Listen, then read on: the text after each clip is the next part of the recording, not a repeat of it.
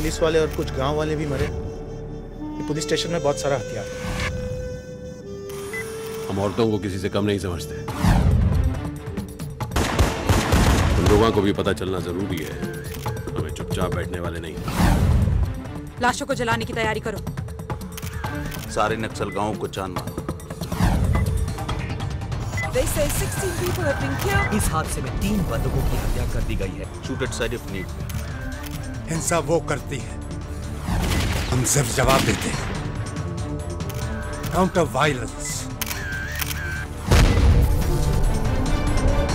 सरकार के पास बहुत पैसा है, हमारे पास सिर्फ जुनून है।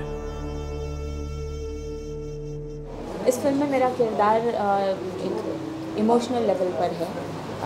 आई प्ले नरसिम्हा's वाइफ उमा, और एक वॉर के बीच में, एक जंग के बीच में एक इमोशनल कंटेंट के लिए ये मेरा रोल है। The reason why he becomes what he is. Red alert I play head of police.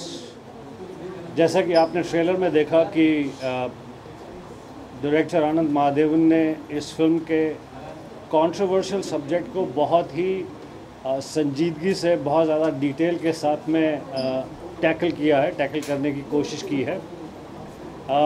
मैं जो आपने ट्रेलर देखा उसमें ज़्यादातर लोग फेंस के उस तरफ हैं जिन्होंने सिस्टम के ख़िलाफ़ बंदूक उठा ली है, लेकिन मैं फेंस के इस तरफ हूँ जो उनकी उस बंदूक के सामने खड़ा हूँ, उनकी उस बंदूक को रोकने के लिए।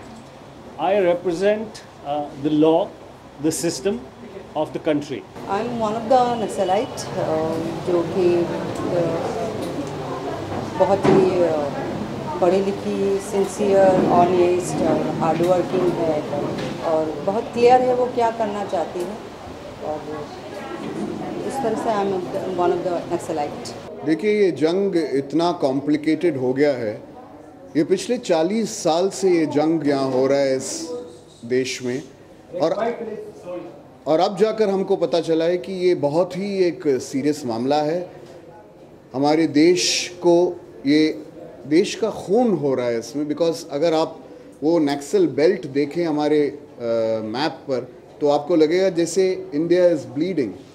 सो ये उतना आसान नहीं है इसका जवाब देना कि कौन सही है और कौन गलत है।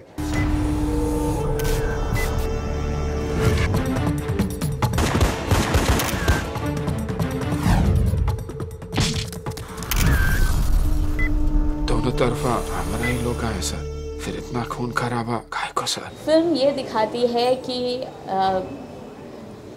आज का माहौल क्या है, और एंड में ये भी दिखाती है कि सल्यूशन कैसे किया जा सकता है।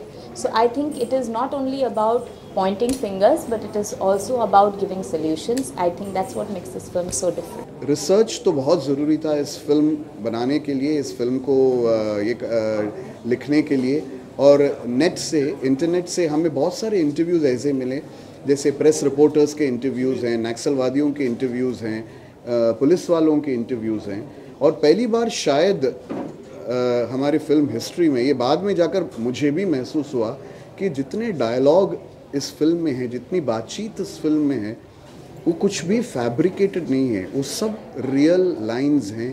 अगर आप किसी रेस्टोरेंट में जाएं, रेस्टोरेंट का जो मैनेजर है या सर्व करने वाला है, उसकी रेस्टोरेंट की जो चॉइस ऑफ डिशेस है या थीम है, उससे उसका कोई लेना देना नहीं होता। उसी प्रकार से एक एक्टर जो है वो पूरी फिल्म को डिसाइड नहीं करता कि इस फिल्म को कब रिलीज़ करना चाहिए, कब बनाना चाहिए। फिल्म का हीरो भी डिसाइड नहीं कर सकता।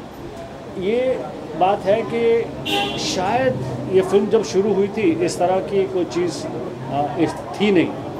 आज वो प्रॉब्लम, वो समस्या, वो टॉपिक और ज़्यादा ऊपर आ गया। तो may be when they started a film, it was just film based on a certain revolution.